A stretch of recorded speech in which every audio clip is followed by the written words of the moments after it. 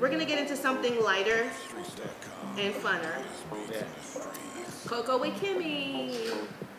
And what the guys wanted to talk about, and what I thought would have been a fun topic to talk about, Lyor, because I always say his name wrong. Oh yeah. Lyor Mr. Cohen, Lyor Cohen. the culture vulture. He was on the Breakfast Club and he did an interview, and he talked a lot about his role. He was very arrogant though. He was very arrogant.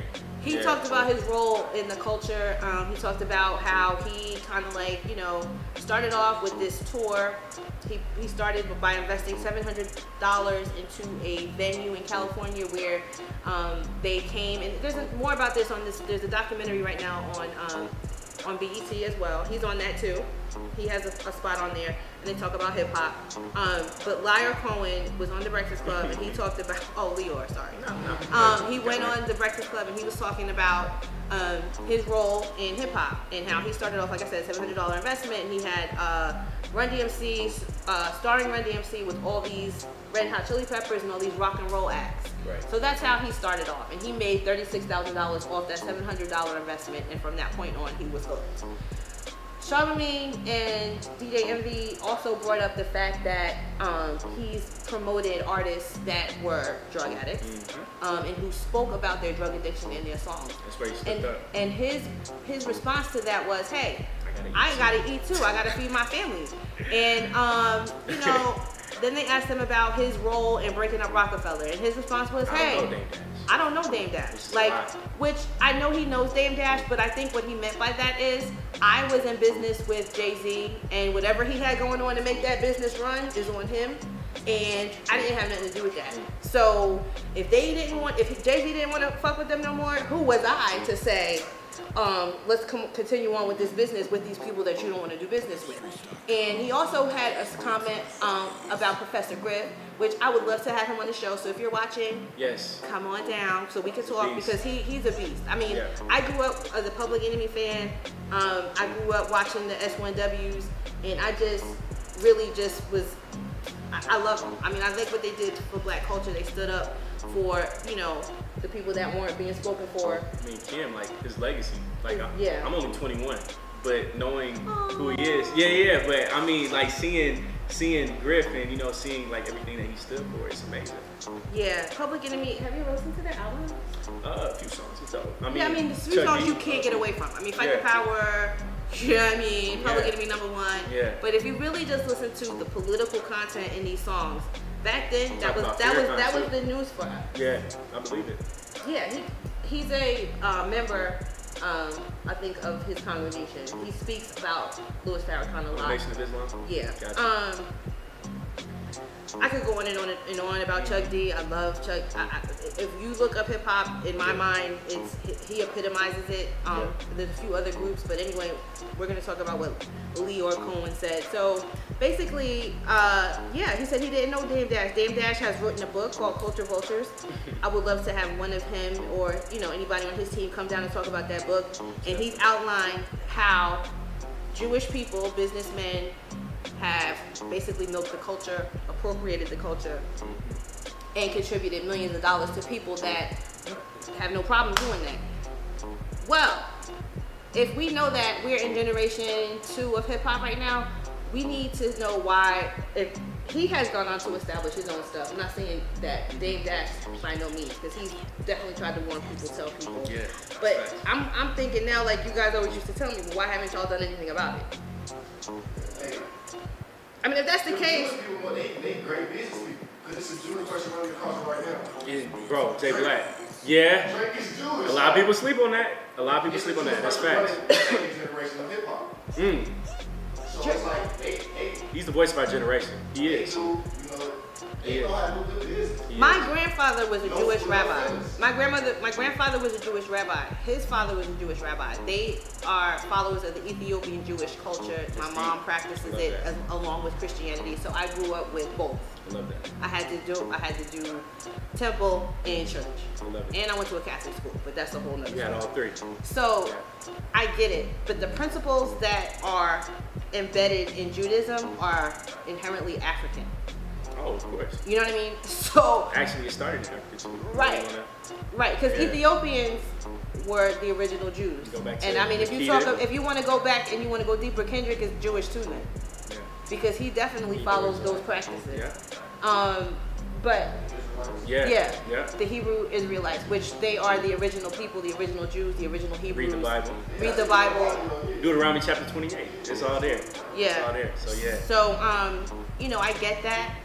I think it's due to the fact that hip hop in its early days, no one saw the potential in it. I think if someone would have told the players in the business back then that it would be a $1 billion business and one day be the #1 genre of music, they would have approached it a little differently. But because hip hop started off as like a friendly playground community event, it just like got out of hand. People saw the way to invest and get out. And just like Lyor said in his interview, he was like, he's tired of day trading rappers. Like, you in this label 1 week, you wanted this label, I'm gonna buy you out, we're gonna take them. And that's what he said happened with Drake. Because what I did not know was that he shook Drake's hand and Drake was gonna sign with him. Yeah. And he said he didn't find out till he was watching TV that everybody had on Cash Money shirts and Drake was with Cash Money. You know, it was just a lot of things that he brought to. He said the Migos was with him initially. 300, I guess is the name of his record And they hated record that. label. And Migos didn't want to deal with him because he wanted them to wait 18 months to release their album, which he said he thinks quality is better than quantity. He didn't want to oversaturate the market with music from one group, which a lot of people do now. And then you hear 5 songs and you'll never hear from them again. Facts. So I mean, I think they'll know, even like the hip hop. I think a lot of hip hop artists, people in hip hop in general, they're becoming a lot more business savvy. absolutely. People starting to realize that I don't have to be the artist. I can be the cameraman. I can be the producer. I can do all that other stuff. And I think that social media helped them because just the studies show that black people, we watch TV more than anybody. We visual people. That's just what studies show. So now that we on social media and seeing our peers or these rappers and seeing how they move and all that, Facts. now we kind of inspire, like, okay, I can do this. I don't have to be in front of you. Okay, but you know what else you don't have to do? You don't have to be on these people's platforms. That's what I'm saying. You know what I mean? You could run your own It's a website. stage. The same generation of hip hop. I feel like the third and fourth. Hey, it's steps to it. We It's gonna start steps. separate ourselves because we gonna start really owning our own shit. There you go. So Hey, it's I think steps to it. process. Yeah. Like you say, it's still young, but we 40 years in hip hop. 44. 45. Hey, This is the 45th year. Yeah, now it is. Yeah. That's Takes the name time. of the show on BET. 45 years of hip hop, I think, something like that. That's what the hashtag said on the thing. Really, Yeah. you know, just from life, your 40s is your seasons. You like. Yup. You feel me? The 20s you learn. Yeah. Yes. The 30s you probably get on your feet. But 40s, you know who you are, you know what you want, you play no games, you out there. That's where we at. Okay, I feel that. See? So Dame Dash, all these people, they're starting their own platforms. They know better now. I mean, I see somebody like a KRS-One, for example. He's not very active on social media, but when he does Making post moves. something on social media, you know what he says? Go to my website. You know what I mean? Like, I'm doing this, but you got to go to my website to figure it this out. out. Because if they shut down Instagram tonight, or if they shut down YouTube tonight, where's your record? Where's your music? How are you gonna? And followers too. And followers. Like most people accumulate their cash flow income off of social media. So like you said, if Instagram shuts down, what's plan B? So yeah. But that's I real. mean, I think something like that really would need to happen in order for talent to outweigh popularity. I mean, something major in the digital world. I mean, technology and the way it's going. I mean, there's so much money to be made. But I think that one legislative move, like if the government says, okay, we don't want you guys to do this anymore. Yeah. And then that's going to really determine, like, are you really passionate about this thing? You really go back, like, foot to mouth and put your music out there and push your agenda? Yeah. Mm-hmm. Are you passionate enough about what you have to say to really work for it? That's facts. So that will be interesting, and I think it's going to eliminate a lot of bullshit. It's going to eliminate like all these gimmicks and all that. Absolutely. It's like you really don't have to put in the work. right. You really don't have to ask and guide you because it's not forced on you. Like, now we got social media, so a lot of stuff is forced on us just from us scrolling. Exactly. That's it. Going to their store page. I was gonna say that as A lot of well. stuff is forced on It is us. very true. You know, if they take all this away, the cream gonna rise to the top. Always. That's very true. That's very true. So yeah, we definitely got to get more. And when they say independent, like how independent are you? Is your distribution independent? Because everybody that's screaming independent isn't really independent. So we talk about these people that are culture vultures, but we letting them vulture us. I mean, It's that dollar, I feel like we should definitely, like, when people be saying like this black empowerment, I understand it, but I don't feel like we shouldn't do business with white people. You still gotta do business. At the end of the day, Right. you're still in America. Like, Yeah. if you go distribution to those companies, make sure that you still owning everything. It's just like, okay, I'm just using you as a service. Yeah. You know, it's not like you relying on them to get your product out or like that. You make sure you just use them for what they are. You said that perfectly. That is very true. It's very true. Because I mean, again, I feel like as black people sometimes we get so emotional that we don't even try to think logically. Like you said again, you still have to do business with other people. You just can't do business by yourself. You can't. And I'm kind of skeptical too, because you know how they say that Facebook, they put stuff on there that's influential, like to gas you up.